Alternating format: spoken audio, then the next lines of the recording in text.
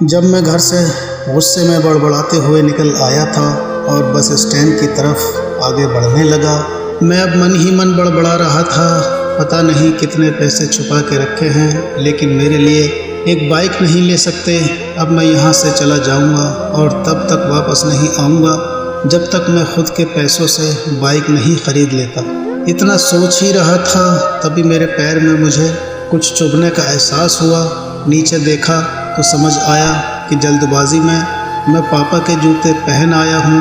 उन जूतों में कील उभरी हुई थी जो मेरे पैर में बार बार घाव किए जा रही थी, लेकिन उस समय गुस्सा अधिक था तो मैं बड़बड़ाते हुए आगे बढ़ गया। एकाएक मुझे याद आया कि मैं पापा का पर्स भी साथ ले आया हूँ। मेरे खुराफाती दिमाग में एक ख्याल आया, क्यों ना आज पापा का पर्स चेक किया जाए, जिसे आज तक उन्होंने किसी को हाथ तक नहीं लगाने दिया। पता नहीं कौन सा खजाना छुपा के रखा है इस पर्स में जो किसी को हाथ नहीं लगाने देते। जब मैंने पापा का वो पुराना पर्स खोलकर देखा तो उसमें पैसे तो नहीं मिले, लेकिन पैसों की जगह पर एक डायरी रखी हुई थी।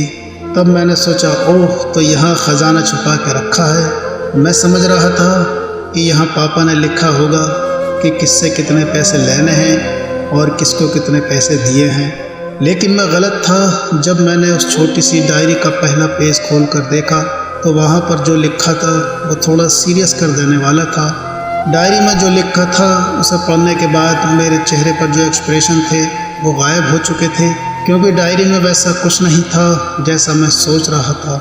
वहाँ उन पैसों का हिसाब लिखा हुआ था जो अलग अलग कामों के लिए अलग अलग लोगों से उधार लिए गए थे। उस लिस्ट में कंप्यूटर के नाम पर भी पैसे लिए गए थे। कुछ यूँ लिखा था, 50,000 बेटे के कंप्यूटर के लिए। ये वही कंप्यूटर था जिसे मैं आज तक यूज़ कर रहा हूँ, लेकिन मुझे ये पता नहीं था कि उस कंप्यूटर को ख़रीदने के लिए पैसे कहाँ से आए थे। लेकिन आज पता चल रहा था। मुझे आज भी याद है जब मैंने पहली बार कैमरे के लिए ज़िद की थी, जो मेरे पापा ने मुझे 2 हफ्ते बाद मेरे बर्थडे पर ला कर दिया था, जिसे देखकर मैं बहुत खुश हुआ था। और मुझे खुश देखकर मुझसे कहीं ज़्यादा अगर कोई खुश था तो वो थे पापा। अब मेरे चेहरे से गुस्सा एकदम गायब हो चुका था। जब मैंने आगे का पन्ना पलटा तो वहाँ पर कुछ और इच्छाएं लिखी हुई थी। पहली जो इच्छा थी उसमें जो लिखा हुआ था, अच्छे जूते पहनना। ये बात मेरी कुछ समझ नहीं आई। तभी मेरा पाँव अचानक सड़क पर भरे हुए पानी पर जा पड़ा और तभी मेरे पाँव में कुछ गीलापन होने का एहसास हुआ। जब मैंने जूता उतार कर देखा तो उसका तला टूटा हुआ था। ये देखकर मुझे डायरी में लिखी हुई बात याद आ गई। तभी मुझे माँ पापा की कही बातें भी याद आ रही थी कि कैसे माँ जब कहा करती थी पापा से, अब तो जूते पुराने हो गए हैं, नए ले लीजिए, तो पापा अक्सर ये कहकर टाल दिया करते, जूते अभी और चलेंगे, अभी कुछ दिन पहले ही तो लिए थे। मुझे आज समझ आ रहा है कि कितने दिन और चलेंगे। साथ ही साथ ये भी समझ आ रहा था कि पापा पर्स को क्यों छुपा कर रखते थे। तभी उस डायरी को पढ़ते हुए बस स्टैंड पर पड़ी बेंच पर आकर बैठ गया। अब उसी डायरी का आखिरी पन्ना बचा हुआ था। उस पन्ने को जब मैंने पलट कर देखा तो वहाँ कल की तारीख लिखी हुई थी। तारीख के नीचे लिखा हुआ था 50,000 रुपये बाइक के लिए। बस इतना पढ़ा और दिमाग सन्न रह गया। अब मेरे मन में कोई शिकवा गिला नहीं बचा था, बस मेरी आंखों से आंसू चले जा रहे थे। मुझे आज तक नहीं पता तब मैं क्यों रोए जा रहा था। अब मैं जल्दी से घर की तरफ भागा, लेकिन जूतों की वो कील पाँव में अब तक घाव बनाने में कामयाब हो चुकी थी। मैंने जूतों को रास्ते में ही निकाल कर फेंक दिया और भागते लड़खड़ाते हुए घर जा पहुंचा, लेकिन पापा घर पर नहीं थे। मैं समझ गया वो कहाँ थे। मैं सीधा पास वाली बाइक एजेंसी की तरफ भागा। पता नहीं आज कहाँ से इतनी ताकत आ गई थी कि मैं भागते हुए थक नहीं रहा था, और वो भी बिना जूतों के नंगे पैर।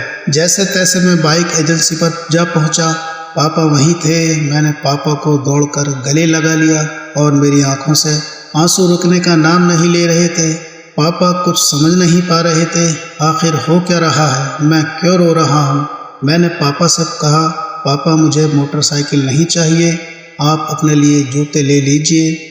अब आज से मैं जो भी करूँगा अपनी मेहनत से अपने बलबूते पर पढ़ कर करूँगा। हमारे पिता ये परिवार में एकमात्र ऐसा व्यक्ति होता है जो अपने बच्चों से उन्हें बिना बताए छिपकर प्यार करता है, खुद की इच्छाओं को मारकर बच्चों के लिए सपने देखता है और उनकी खुशी में ही खुश हो जाता है। मुझे नहीं पता कि आप अपने पेरेंट्स की इज्जत करते हो या नहीं, लेकिन अगर आपके पास पेरेंट्स हैं तो आप बहुत खुश नसीब हो, क्योंकि इस दुनिया में बहुत से लोगों को तो पेरेंट्स का प्यार भी नसीब नहीं होता।